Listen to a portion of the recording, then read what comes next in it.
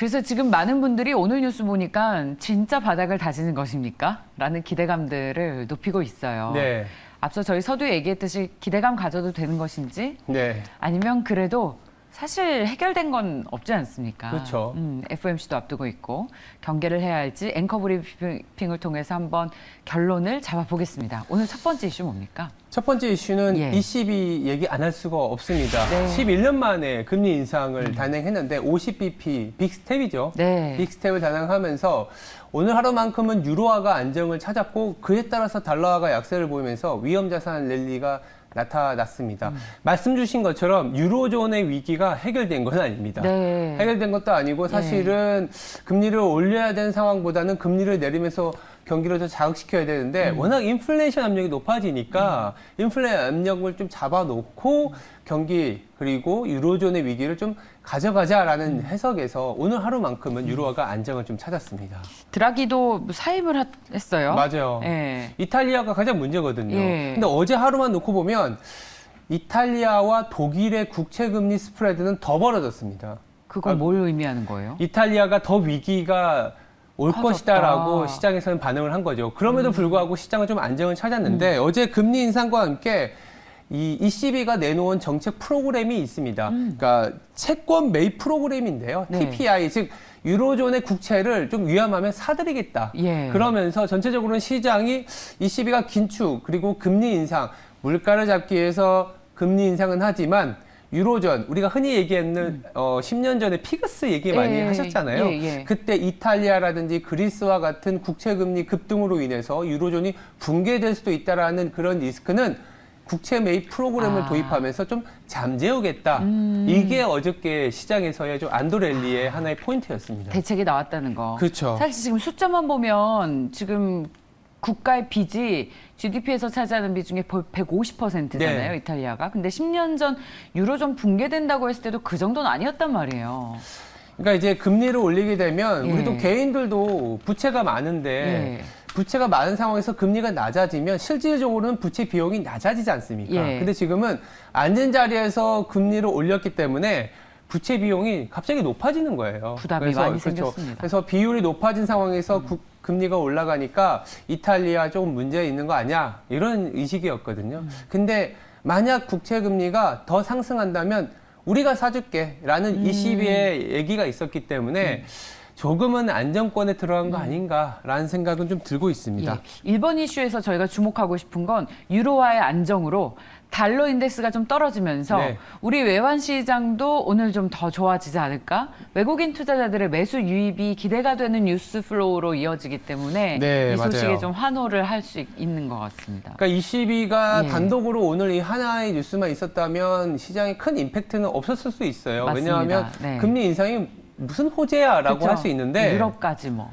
동시에 나온 두 번째 이슈 때문에 예. 또 한 번 건드릴 수밖에 없는 게 유가 시장입니다. 네.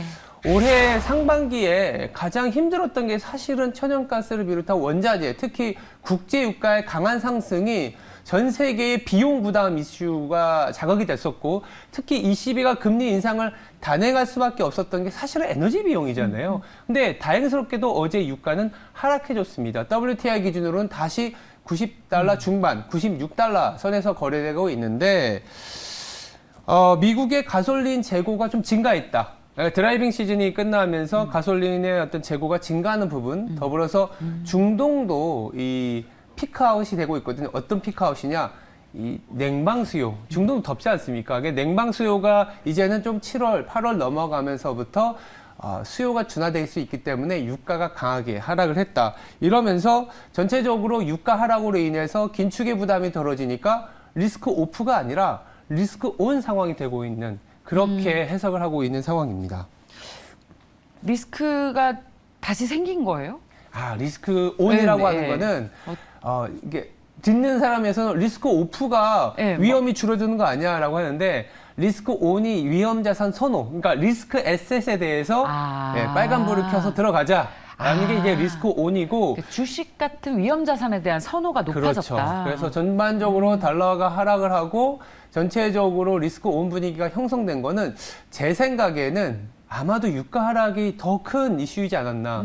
왜냐하면 다음 주에 FOMC가 있거든요. 그렇죠. 다음 주 주중반에 FOMC는 75bp를 또 올리겠다고 선언한 상황입니다. 이럼에도 불구하고 주가가 강한 상승을 보였었다라는 거는 유가 하락으로 인해서 그래 다음 주에는 75bp 올리지만 그래도 8월, 9월 넘어가면 빅스텝으로 전환 내지는 베이비 스텝 즉 25bp 정도의 금리 인상으로 회귀하는 거 아니냐라는 인식이 어제 시장의 또 하나의 모멘텀이었다라고 보시면 될 것 같아요. 야, 이제 기름값 좀 떨어집니까? 기름값 앞자리가 3까지 봤었어요. 좀 떨어졌으면 좋겠어요. 이게 기름 넣기가 너무 부담스러워요. 이미 걸어 다닌 지 한참 됐어요. 예, 건강을 위해서 걸어 다녀야 되는데 어제 또 하나의 재미있는 뉴스가 예. 리비아가 생산을 재개했다는 뉴스도 있고요. 예.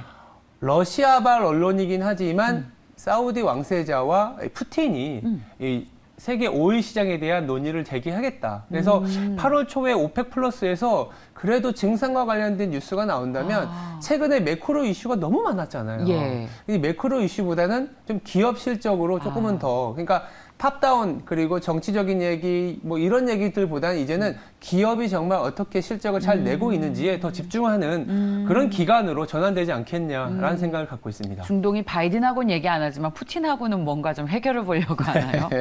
자, 그러고 보니까 바이든 대통령이 코로나19에 걸렸다는 소식도 저도 어제 이게 네. 또 리스크 5% 작용하지 않을까라는 예. 우려가 좀 있었는데 워낙 바이든 대통령이 그동안에 입지나 행동 그리고 지지율이 급강한 상태라서 어차피 영향 없으니까. 그렇게 해석을 하는 것 같습니다. 그렇게 해석을 하는 것 같은데 예. 그래도 약간은 조금은 고민이 되는 이슈이긴 합니다. 예. 그래도 이런 여러 우려에도 불구하고 시장이 강한 상승을 보인 건 바로 이 포인트 때문입니다. 세 번째 포인트인데 네 보시죠. 역시 실적만한 게 없다. 예.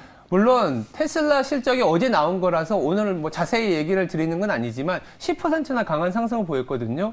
생각보다는 잘했네라는 평가입니다. 여러 인플레이션의 비용, 중국의 코로나 락다운으로 인해서 공장이 가동이 중단되는 상황에서도 이 정도의 마진과 이 정도의 실적이게 되면 놀라운 성적이다. 이런 평가들이 이어지고 있어요. 어제 넷플릭스도 사실은 구독자 감소가 맞아요. 200만 뭐 이렇게 넘어갈 줄 알았는데 생각보다는 구독자 감소가 좀 덜했거든요. 그래서 시장에서 바라봤었던 경기 침체 리스크가 기업들이 바라봤을 때는 대응도 잘하고 있고 실적도 잘 내고 있다. 이게 하나의 포인트인 것 같습니다. 더불어서 여기 뉴코어라고 제가 적어놨는데 뉴코어는 아시는 것처럼 소재 업종, 철강 업종이거든요. 여기도 잘 나왔어요.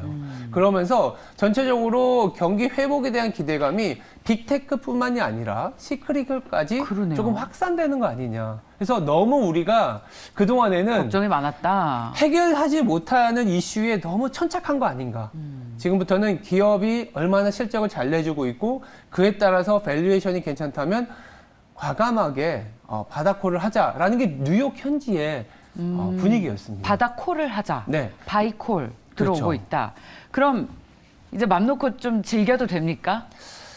근데 좀 부담이 있는 건 맞아요. 다음 주 FOMC가 주중반에 있기 때문에 오늘 금요일 좀 기분 좋게 넘어갈 수는 있을 것 같고 주 초반까지도 강한 랠리 내지는 반등 랠리의 선상에서 우리 시장도 받아볼 수는 있는데 네. 재미있는 관전 포인트가 있습니다. 어떤 거냐면 FOMC를 기다리는 동시에 저희는 아마 애플 실적까지 같이 기다릴 것 같아요. 같은 날 나오죠. 예, 27일에 애플 실적이 나옵니다.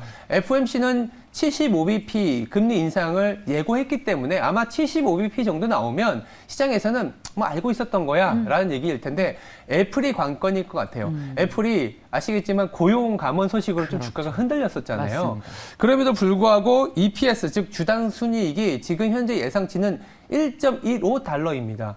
전분기 대비해서 1.42달러에서는 내려왔지만 전년 대비해서는 올라가는 수준이거든요. 거기다가 최근에는 서비스 매출액이 많이 늘어나고 있기 때문에 만약 애플이 1.15달러 이상의 가치를 보여준다면 아마도 시장은 8월 내내 이제는 매크로보다는 기업 실적에 집중하자 이렇게 조금은 종지부를 찍는 하나의 시그니처 이벤트가 되지 않겠냐라는 생각을 하고 있습니다. 일단 7월장은 양봉 마감을 기대하는 것으로 네, 맞습니다. 8월은 그걸 계속 이어나갈 수 있을지 체크해보는 것으로 저희 앵커 브리핑 결론을 짓고 계속해서 이야기 나눠보시죠. 지금까지 앵커 브리핑이었습니다.